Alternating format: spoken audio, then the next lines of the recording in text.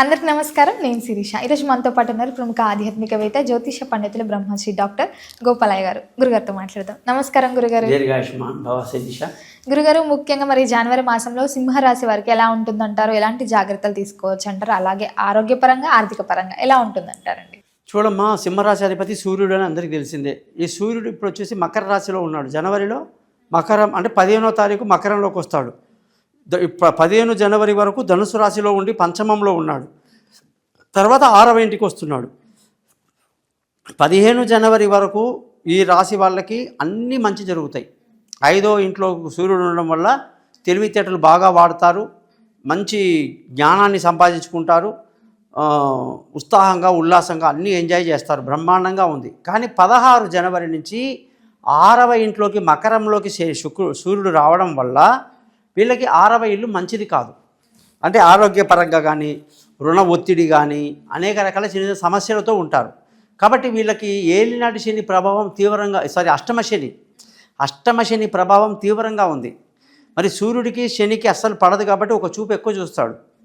పాకిస్తాన్ గూఢాచారి దొరికితే మనం ఏం చేస్తాం? అదే వేరే కంట్రీ దొరికితే పోనీ మాట్లాడి వదిలేస్తాం. కానీ పాకిస్తాన్ వదిలిపెట్టంగా వాడు మనల్ని వదిలిపెడతాడా? అట్లా ఉంటుంది అన్నమాట వీళ్ళిద్దరి మధ్య. వేసి కొడతాడు.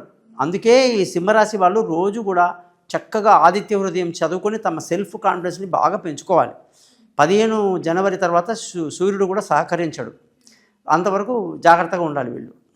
గురుగారు, మరి ముఖ్యంగా ఈ రాశిలో ఉన్న సింహరాశిలో ఉన్న విద్యార్థులకు ఎలా ఉంటుందంటారు? వీళ్ళకి చదువుకి అధిపతి బుధుడు ఇప్పుడు ఏం చేస్తున్నాడు అంటే పంచమంలోకి వచ్చి జనవరిలో కొంతకాలం వరకే చదువులో ఉత్తీర్ణత ఇస్తున్నాడు బాగా.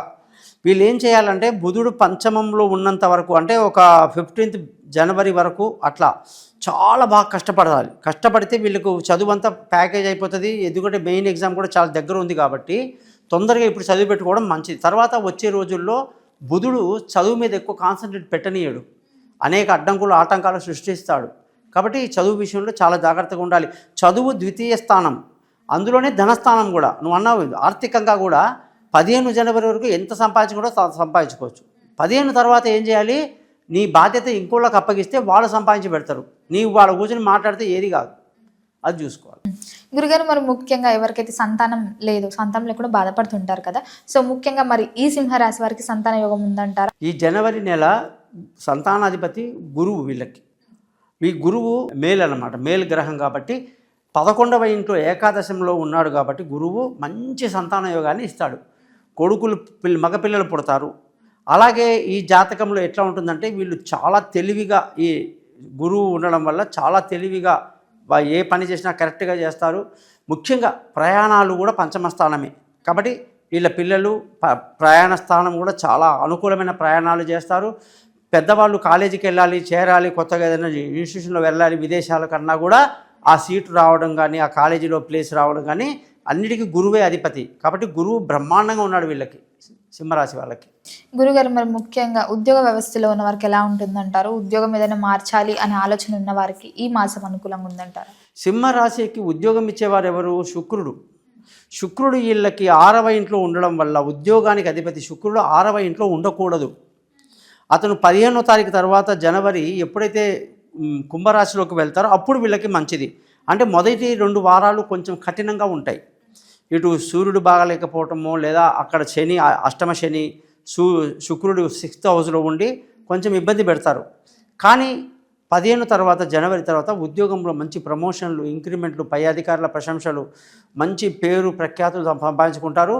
అలాగే కొత్త ఉద్యోగంలో అవకాశాలు బాగా వస్తాయి. అలాగే ఇంటర్వ్యూలని సక్సెస్ అవుతాయి.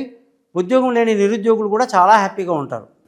గురుగారు, మరి ముఖ్యంగా ఎవరైతే గత సంవత్సరం నుంచి వివాహాల కోసం ప్రయత్నిస్తున్నారో, ప్రేమికులైనా సరే, ఈ మాసంలో ఎలా ఉంటుందంటారు?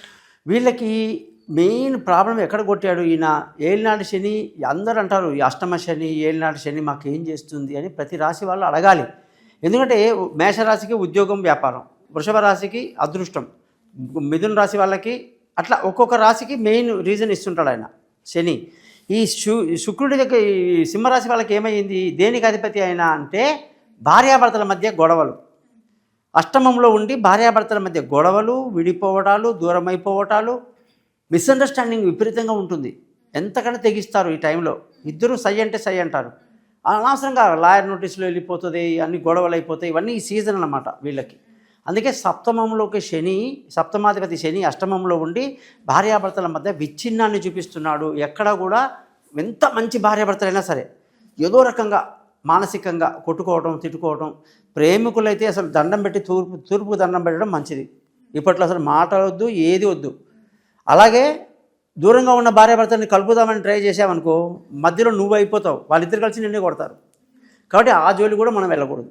కాబట్టి వీళ్ళకి వైవాహిక జీవితానికి సూర్యుడి యొక్క రాశికి చాలా కఠినంగా ఉంది. ఖచ్చితంగా మంచి పరిహారాలు ఉంటాయి, చేయడానికి మేము సిద్ధంగా ఉంటాం. గురుగారు, మరి ముఖ్యంగా సింహరాశి వారు ఎవరైనా కొత్తగా బిజినెస్ స్టార్ట్ చేద్దాం, మనం కొత్త వ్యాపారం స్టార్ట్ చేద్దాం అనుకుంటే ఈ మాసంలో వీళ్ళు చేయొచ్చు అంటారా? వీళ్ళ వ్యాపారానికి అధిపతి ఈ యొక్క రాశికి బుధుడు అనమాట. బుధుడు వచ్చేసి వీళ్ళకి ఏంటంటే కొంచెం ఇబ్బందికరమైన పరిస్థితిలో కనిపిస్తున్నాడు. జనవరి 15 వరకు మంచి వ్యాపారంలో లావాదేవీలు జరుగుతాయి, మంచి లాభాలు స్వీకరిస్తారు.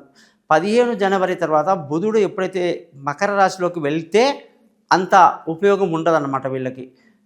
ధన స్థానం కానీ వ్యాపార స్థానం కానీ దెబ్బతింటుంది. కాబట్టి వ్యాపారస్తులందరూ కూడా 15 జనవరి తర్వాత తమ టైం ఎలా ఉందో ఒకసారి మంచి పండితుల్ని కనుక్కొని చేస్తే మంచిది. గురుగారు, మనం ముఖ్యంగా గృహయోగం, వాహన యోగం ఉందంటారా? ఈ రాశికి చతుర్థాధిపతి కుజుడు బ్రహ్మాండంగా ఉండడం వల్ల వీళ్ళకి జనవరి 15 తర్వాత గృహయోగం బాగుంది. అలాగే అనుకున్న లావాదేవీలు బ్రహ్మాండంగా జరుగుతాయి. తల్లి ఆశీస్సులు బాగుంటుంది. పొలాలు కొనాలన్నా, భూములు కొనాలన్నా, ఏది చేయాలన్నా చాలా అనుకూలత 15 తర్వాత బాగుంది. గురుగారు, ముఖ్యంగా ఈ రోజుల్లో దూర ప్రయాణాలు చేయాలంటే చాలామంది భయపడుతున్నారు. సో ముఖ్యంగా చూసుకుంటే మరి ఈ మాసంలో ఈ సింహరాశి వారు చేయొచ్చంట దూర ప్రయాణాలు? సింహరాశి వాళ్ళకి అమోఘంగా ఉంది. ఎట్టి బట్టి పరిస్థితులు కూడా ఏదైనా వెళ్ళాల్సిన ఫ్లైట్ క్యాన్సిల్ అయిపోయినా కూడా వెంటనే మరో ఫ్లైట్లో ఎక్కి వెళ్ళిపోతారు. అటువంటి అవకాశాలు వస్తాయి వీళ్ళకి. ప్రయాణాలు చాలా సుఖవంతంగా ఉంటాయి. అలాగే అనుకూలత ఉంటుంది. ఎటువంటి అడ్డంకులు ఆటంకాలు ఏమీ ఉండవు. ఆరోగ్యపరంగా ఎలా ఉంటుందంటారు మరి? వీళ్ళకి ఆరోగ్యానికి అధిపతి శని అష్టమంలో ఉండి నానా కష్టాలు పెట్టాడు. అనారోగ్యం అనేది ఎక్కువగా ఉంటుంది సింహరాశి వాళ్ళకి. కాబట్టి మెయిన్గా వాళ్ళకి ఏంటంటే శని ఎట్లా కొడతాడో తెలుసా అండి మీకు? స్పాండిలైసిస్, మోకాళ్ళ నొప్పులు, అన్నీ ఇది మన వెన్ను నొప్పి, రకరకాల ఇబ్బందులు ఉంటాయి. ఈ శని ఇప్పుడు అష్టమంలో ఉండి అలా చేస్తుంటాడు సింహరాశి వాళ్ళని. ముఖ్యంగా మరి రైతులకు ఎలా ఉందంటారు? సింహరాశిలో రైతులకి అంతా కూడాను చాలా అనుకూలత ఉంది. మంచి దిగుబడి వస్తుంది. చాలా హ్యాపీగా ఉంటారు. అలాగే సంక్రాంతి పండుగని మంచి దిగుబడి వల్ల చాలా అద్భుతంగా చేసుకుంటారు. గురుగారు, మరి మొత్తం మీద ఈ మాసం అంతా అనుకూలంగా ఉండాలంటే ఎలాంటి పరిహారాలు చేయొచ్చు అంటారు? ముఖ్యంగా వీళ్ళు ఏంటంటే తమ బలం పెంచుకోవడానికి ఆదిత్య హృదయం చదవాలి, సూర్య అష్టకాన్ని చదవాలి. అలాగే ఆదివారం నాడు కొన్ని నియమాలు పాటిస్తే వీళ్ళకి చాలా మంచిది. గురుగారు, మొత్తం మీద ఈ జనవరి మాసంలో సింహరాశి వారికి ఎలా ఉండబోతుంది, ఎలాంటి జాగ్రత్తలు తీసుకోవాలో తెలియజేసినందుకు ధన్యవాదాలండి.